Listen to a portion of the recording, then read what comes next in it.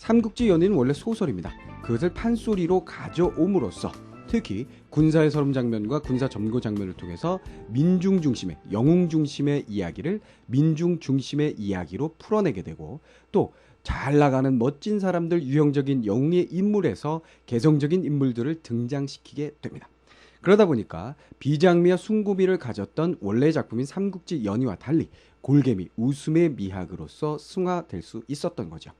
그러다 보니까 전쟁에 대해서 부정적인 인식이 나타나게 되고, 또 영웅을 희화화, 특히 조조나 혹은 그 조조의 밑에 있는 사람을 희화화, 우스꽝스럽게 그려줌으로써 비판 의식을 드러내게 됩니다. 그래서 결과적으로는 외국 문학을 창조적으로 수용했었던 그런 장르 작품이라고 여러분들이 생각을 해주시면 되겠어요. 우리 문학 작품이 원전이 원래 작품이 우리 문학이 아니기 때문에 수능에서는 잘 출제되지 않지 않을까 이렇게 생각할 수도 있겠습니다만, 출제 가능성이 있습니다. 충분히. 왜냐하면 외국 문학을 어떻게 우리가 창조적으로 수용했고 민중의 의식이 잘 나타나 있기 때문에 그런 측면에서 출제될 가능성이 충분히 있는 작품이니까 여러분들이 잘 정리를 해줄 필요가 있다라고 생각을 합니다. 그래서 여기서 이번 강의에서는 군사 점고 부분하고 군사 서름 장면, 이 장면을 여러분들하고 같이 한번 살펴보는 시간을 갖도록 하겠습니다. 자, 그럼 판소리 들어가 볼까요? 처음에 안일이부터 나오는데요. 안일이는 여러분들이 잘 알 거예요. 창자가 창을 하는 중간중간에 그냥 이야기 투로 하는 부분이에요. 그죠? 그러니까 군사들이 승기내어 주육을 장식하고 이런 투로 한다는 거죠. 그러니까 장단을 가지고 있지는 않은 부분이 되겠어요. 내용은 군사들이, 그 병사들이 승기내어, 승리의 기운을 내어서, 그러니까 싸움에서 이기겠다라는 그런 기운을 내어서 술과 고기를 잘 먹고, 장식이라고 하면 그냥 잘 먹고 정도로 해석을 하시면 되겠습니다. 다투어 먹고 잘 먹고 그 정도로 해석을 하시면 되겠고요. 그 다음에 중머리 장단이 나오는데, 중머리는 중간 빠르기 정도죠. 중간 빠르기는 주로 어떤 데 사용했냐면 서정적인 장면이나 혹은 서술 장면에 많이 사용을 했었습니다. 근데 이 장단 하면 여러분들이 주의할 것은 느린 장단, 아주 느린 장단인 진양조 부분하고 휘몰이나 빠른 장단, 휘몰이 같은 빠른 장단 정도만 여러분들이 생각을 해주시면 된다 그랬어요. 왜 그런 거 하니, 진양조 같은 경우에는 굉장히 슬픈 장면에 주로 쓰일 것이고, 휘몰이 같은 장면은, 그 장단은 이렇게 막 열거되어 있거나 어떤 사건이 급박하게 빠르게 전개되는 부분에 많이 사용을 하게 됩니다. 그러니까 여기에 어떤 장단이 쓰일까요 할 때는 이렇게 극단적으로 느린 장단과 빠른 장단 부분에만 문제의 가능성, 출제의 가능성이 있다라고 여러분들이 생각하시면 되겠습니다. 자, 그럼 내용 들어가 보면, 노래 불러 춤추는 놈, 서럽게 곡하는 놈, 이야기로 히히하하 웃는 놈, 자, 웃는 놈, 노는 놈, 그 다음에 우는 놈, 투전하다가 다투는 놈, 투전 여러분들이 다 아는 거죠. 노름, 도박을 하다가 다투는 놈, 반취 중에 반 거의 취해서 욕하는 놈, 잠에 지쳐 서서 자다가 피곤하죠. 전투에 오랜 시간 동안 전장에 나와 있다 보니까 지쳐서 서서 자다가 창 끝에다가 턱 깨인 놈, 아이고 불쌍한 녀석이네요. 처처 많은 군병 중에, 처처 곳곳에 많은 그 군사 중에 병로 직장 위 불행이라. 어려운 말이 나왔네요. 그렇죠? 우리가 알 수 있는 건 불행이다. 그죠? 장차 불행해질 것이다. 무엇이? 군사가 근심을 갖게 되면, 즉 슬퍼하면, 군사가 슬퍼하면, 슬픔을 갖게 되면 장차 불행이 닥칠 것이다. 자, 무슨 얘기인지 알겠죠? 사기가 충천해 있어야 되는데 군인들이 뭔가 서글픔에 젖어 있거나 위축돼 있거나 하면 싸움에서 질 위험이 있다. 이런 뜻으로 쓰인 것으로 보여집니다. 이후에 적벽대전에서 패할 것을 아마 암시하는 그런 구절이 아닐까 싶고요. 장하의 한 군사 전립버섯 또로로 또로로, 이게 음성 상징어죠. 그렇게 보면 결국은 판소리라는 장르가 상류층의 언어와 하류층의 언어를 동시에 가지고 있다라고 얘기를 했는데, 그런 모습을 그대로 보여줍니다. 이렇게 병로 직장 위불행이라든가 이것은 상류층의 언어고요. 그 다음에 이런 것들은 또로로, 이런 음성 상징어들은 하류층의 언어가 나타난 것이니까 상류층의 하류층 문화가 동시에 섞여서 나오고 있다는 걸 확인할 수 있었고요. 전립이라는 것은 그 번거지입니다. 번거지. 그러니까 군졸들이 쓰는 번거지, 모자라고 생각을 하시면 되고요. 번거지. 말아서 베고 누워서 봇물 터진 듯이 울음을 운다. 아이고 울음을 우니. 자, 중머리 장단으로서 여기 가장 중요한 것은 뭐 했다는 거예요. 그렇죠? 한 병사가 병사들의 모습을 그리고 있는데, 그 모습에서 가장 중요한 것은 슬픔에 빠져 있는 병사의 모습을 보여주고 있다라고 여러분들이 정리를 해 주시면 되겠습니다. 자, 그래서 결국은 갈등이 시작되고 있는 부분이라고 볼 수가 있겠죠. 한 군사에 따르며 그 중에 한 군사가 나서면서 아나이의 승상은 지금 대군을 거느리고 야, 이 자식아, 승상 조조를 얘기하겠죠. 조조는 지금 대군 큰 군사를 거느리고 천리 전쟁을 나오셔서 승부를 미결하야 승부를 아직 결정짓지 못해서 천하 대사를 바라는데 큰 일을 바라고 계시는데 이놈이 요망스럽게 왜 우르르 우느냐. 우지 말고 이리 오너라. 술이나 먹고 놀자. 자, 그래서 군사의 다양한 모습, 슬픔에 젖어 있는 군사와 함께 놀자는 그런 그 슬픔을 술로써 달래자는 군사의 모습이 나타나고 있는 병사, 군사 서름의 장면이 되겠습니다. 알겠죠? 그래서 여러분들이 요 부분에서 중요한 것은 요 부분에 나타난 울음을 울고 있는 병사의 그 울음의 원인이 무엇일까를 우리가 궁금해하고 따져보면 되겠어요. 그죠? 자, 다음 장면으로 들어가 볼까요? 저 군사 연하여 왈 계속해서 말하기를 내 소름 제쳐놓고 내 소름 들어보아라. 야, 나 울고 있는 거 내 서름이 있어서 그래. 내 얘기 좀 들어봐. 진양조 장단 왜 그런지 알겠죠? 즉 그 서름을 이야기하기 때문에 가장 느린 장단인 진양조 들어가게 되는 거죠. 고당상학 발양친. 이게 무슨 말이에요? 어렵잖아요. 배별한 지가 몇 날이나 되며 어렵게 생각할 거 없죠. 아는 단어만 아는 한자만 생각해 보세요. 자, 양친 알잖아. 부모님과 이별한 지가 몇 날이나 되며 이렇게 해석하시면 되겠죠. 근데 말씀을 드리면 고당상학 별양친이란 것은 흰머리가 나신 부모님이 머무는 그 곳 이런 뜻입니다. 흰머리 나신 부모님이 머무는 그 곳에서 배웅을 받고 이별한 지가 몇 날이 지났으며 부해여 생아 아버님께서 나를 낳으시고 모해여 육아 뻔하죠. 어머님께서 나를 기르시니 욕보지 은덕인데. 자, 무슨 얘기입니까? 그 낳으시고 길러준 그 은덕에 보답하고자 하는데 호천만극 이거 뭔지 알죠? 임금님에게 뭐라 그래요? 우리가 성은이 만극하여이다 그 임금님의 은덕이 끝이 없습니다 이런 뜻으로 쓰죠. 호천이라는 건 하늘입니다. 하늘호, 하늘천. 그러니까 하늘과 같이 끝없이 많으셔서 뭔지 알겠지? 부모님의 은혜를 갚고자 하나 그 은혜가 끝이 없어 이런 얘기가 되겠죠. 그러니까 부모님에 대한 생각을 담고 있었던 부모님과 이별하여 그 부모님의 은덕을 갚고 싶지만 갚지 못하였는데 이렇게 정리가 되겠고요. 화목하던 전대권당. 전대권당의 뜻이 뭐예요? 정말 헷갈려요. 몰라도 되죠. 화목하던 뭐겠니? 그렇지, 가족이죠. 그죠? 그래서 권당이라고 하면 이게 결의 권자입니다. 그래서 당하면 모임, 그 무리를 얘기하죠. 그러니까 그냥 일가 친척이라고 생각하시면 되겠어요. 자, 그래서 그 모든 친척들과 귀중의 홍환처자 뭔지 알겠지? 예, 부인과 그 다음에 자식들, 그 아내를 홍환이란 건 뭐예요? 그렇죠? 붉은 얼굴, 그래서 여인을 얘기하죠. 아름다운 내 여인, 내 아내, 그와 천리전장 나를 보내고 그들이 나를 천리나 떨어져 있는 전쟁터로 나를 보내고 오늘이나 소식 올까 내일이나 기별 올거나 기다리고 바라다가 이런 부분이 쉽잖아요. 그렇죠? 서산의 해는 기울어지니 출문망이 몇 번이며 출문망 한자는 쉽습니다. 문 밖으로 나와서 나를 기다린 것이 몇 번이나 되며 이런 얘기죠. 근데 사실은 이건 고사를 인용한 거예요. 어떤 고사냐면 춘추시대 때 그 위나라 사람인 왕손가가 있었어요. 꼭 알아야 하는 것은 아닙니다만 왕손가가 있었는데 그가 자신이 모시던 임금이 사냥을 나갑니다. 사냥을 나가서 민왕이었는데요. 사냥을 나가서 돌아오지 않으니까 이 양반 도대체 어디 간 거야 기다리다가 집으로 돌아오게 됩니다. 근데 어머니가 이 아들을 혼을 냅니다.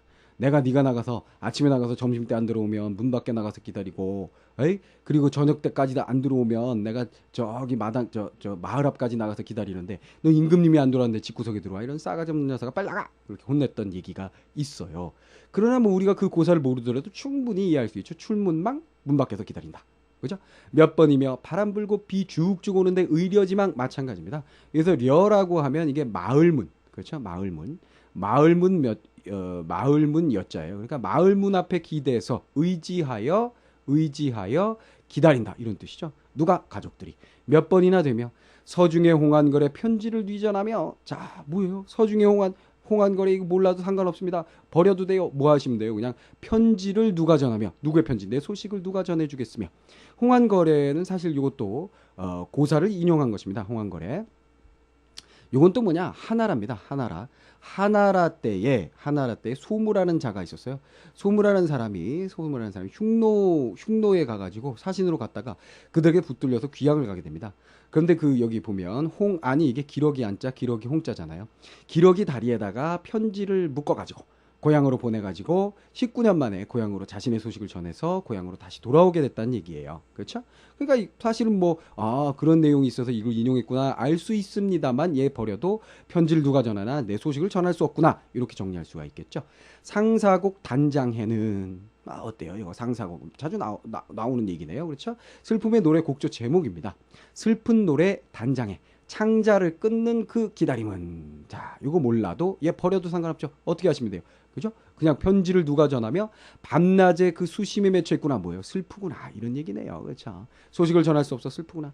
조총 환도를 둘러매고 조총 사실 이거 시대 맞지 않죠? 왜? 임진왜란 때 나타난 거니까 적벽대전에서는 쓰이지 않았을 것으로 보여지죠. 그죠? 이게 아무래도 판소리가 이 사람 저 사람의 입으로 전해지다 보니까 이런 것들이 들어간 것이 아닌가 생각이 되고요. 칼을 둘러매고 육전 수전을 섞어 할제 지상전 수중전을 섞어서 할제 생사가 조석이로구나 언제 죽을지 모른다 이런 뜻이네요. 아침 저녁에 삶과 죽음이 걸려있다 뭐 이런 뜻이래요. 그러니까 내가 언제 죽을지 모르는구나. 만일 객사를 하게 되면 만에 하나 내가 객사 고향을 떠나서 죽게 된다면 누이라서 암사를 하며 암사 이거 무슨 뜻인지 모르겠어요. 짜증나요. 전혀 그럴 거 없죠. 내가 죽게 되면 누가 X를 할 것이냐? 당연히 뭐예요? 장례를 치러질 것이며 장사를 누가 지내줄 것이며 이런 뜻이네요. 그렇죠?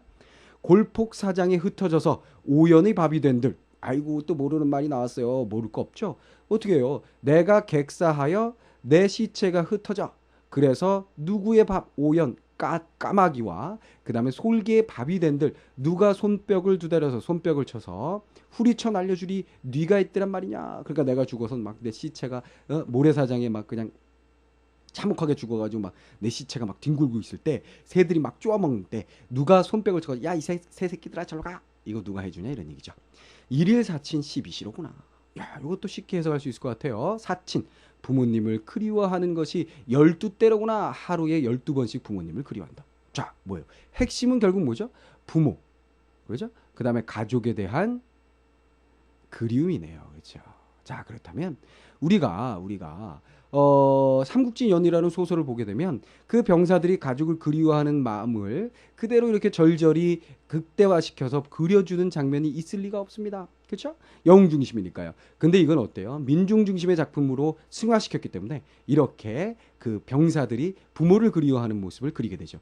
이후에는 또 계속해서 서러운 장면, 각자 이제 한 병사가 자신은 어떤 일이 있었으며 무엇이 슬프며 그런 얘기들을 진솔하게 서민의 입장에서 그려주게 됩니다. 자, 이 부분 좀 어려우니까 다시 한번 해석을 해드리면 흰머리가 난 부모님들이 거처하고 계신 곳으로부터 이별한 지가 몇 날이 되었으며 아버님이 날 낳으시고 어머님이 날 키우셔서 그 은혜의 은덕에 보답하고자 하지만 하늘과 같이 그 넓고 커서 보답을 할 수가 없는데 화목하던 가족들과 떨어져 또 규중에 아름다운 내 젊은 아내와 떨어져 천리전장에 나를 보내고 그들이 밤낮 오늘이나 소식이 올까 내일이나 기별이 올까 기다리고 바라다가 해질 무렵에 문 밖으로 나와서 기다린 것이 몇 번 되겠으며 추측컨대 그렇죠? 바람 불고 비가 쭉쭉 올 때 비라는 것이 더욱더 슬픔을 고조시키겠죠. 그죠? 그 문에 기대서 나를 기다린 것이 몇 번이 되겠습니까? 서중의 홍한걸에 내 소식을 누구에게 전할 수 있겠으며 슬픈 노래가 내 애간장을 끄느니 그 수심이 맺혀 있을 수밖에 없습니다. 노랫소리에 그죠? 조청과 환도 무기를 둘러매고 육전, 수중전과 지상전을 섞어 할 때 언제 죽을지 모르는 그런 상황에 저는 처해 있군요. 만일 내가 객지에서 죽게 되면 누가 나를 묻어줄 것이며 그렇게 내 시체가 모래사장에 막 흩날릴 때 흩어져 있을 때 까마귀와 솔개가 내 시체를 뜯어먹으려 할 때 누가 손뼉을 쳐서 그 새들을 쫓아주겠습니까?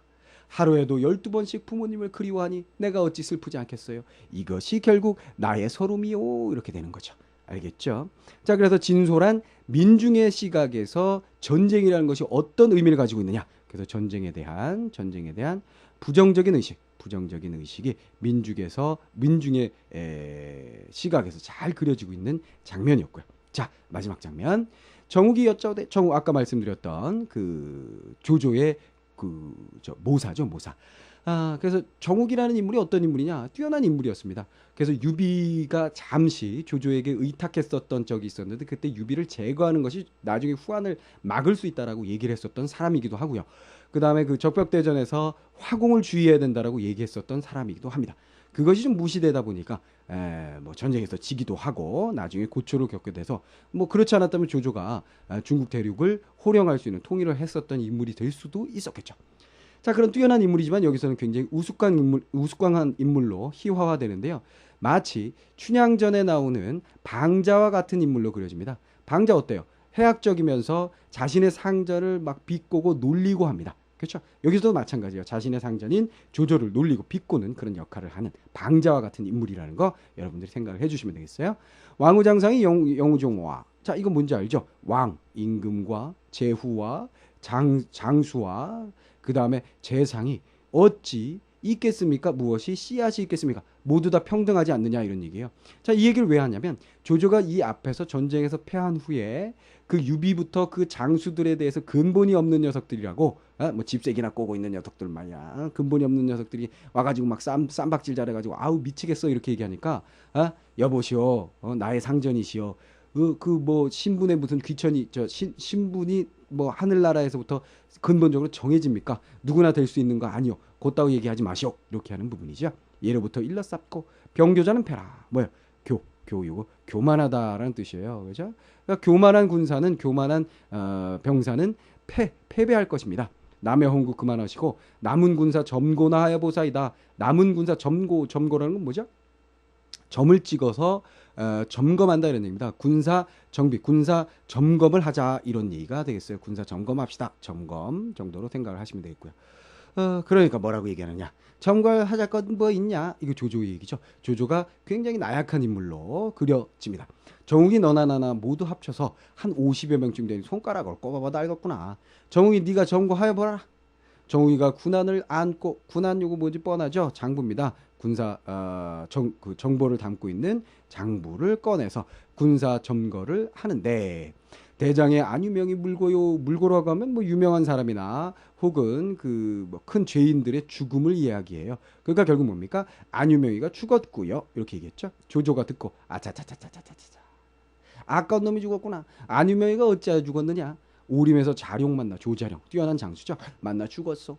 야 이놈들아 너희들 급히 한나라 가서 안유명이 살인 물러오너라. 이거 말도 안 되는 소리를 하고 있죠. 이런 대사를 통해서 조조가 얼마나 우스꽝스러운 인물로 그려지고 있는지 즉 원래 작품하고 판소리 작품하고 어떤 변화를 가지고 있는지를 볼 수가 있게 됩니다. 희화화되고 있는 모습이죠. 그대로 희화화되고 있는 모습을 우리가 확인을 해봤고요.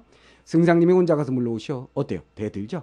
야 이놈들아 나 혼자 가서 맞아줄게야. 그러면 소졸들은 어찌 간단 말이오. 네가 못 가는데 우리가 어떻게 가니? 이런 식으로 방자와 같은 어떤 모습을 그대로 잘 나타내주는 대사가 또 나왔습니다. 자 이후에도 계속해서 병사 점거를 하는데 누가 죽고 누가 다치고 그러니까 뭐 심지어는 조조가 야 쟤 저 다리 병신 돼가지고 뭐쟤 계속 데리고 다니다가 우리가 오히려 전쟁에서 더 참혹한 일을 당하게 된다. 저거 삶아 먹자 막 이런 식으로 얘기해요. 그러니까 막 장수가 또 막 욕하죠. 그렇게 사람을 먹고 사냐 너는 뭐 눈깔 보니까 완전히 막 사람 많이 잡아먹은 것 같다 막 이렇게 욕하는. 그래서 상하의 어떤 그런 구분 없이 막 대들고 그런 장면이 나와요. 그건 어떤 한 측면에서 보면 시대적인 상황이 그런 어떤 신분의 어떤 울타리를 점점 깨가는 그런 근대화 의식이 나타나고 있다는 것도 보여줄 수 있지만 결국 뭐예요? 그런 영웅들에 대한 위정자들에 대한 비판 의식이 담겨 있는 것이라고 우리가 확인을 해 볼 수가 있겠습니다. 자, 그래서 결론적으로 이렇게 세 개의 장면을 보니까요. 결국 군사서름과 군사점거의 장면을 우리가 확인을 해보았는데 처음에 말씀드렸던 것처럼 민중 중심으로 되어 있고 개성적인 인물이 나타나 있고 또 우스꽝스러운 모습으로 나타나고 웃음을 유발하는 장면들이 많이 나타나는 걸 볼 수 있죠. 그럼으로써 전쟁에 대한 부정적인 인식을 그리고 영웅을 희화함으로써 비판 의식이 잘 나타나 있는 거 확인할 수 있었습니다. 그래서 결과적으로 외국 문학을 우리가 얼마나 창조적으로 근대화 의식을 바탕으로 해서 잘 그려주고 있는지를 확인할 수가 있습니다.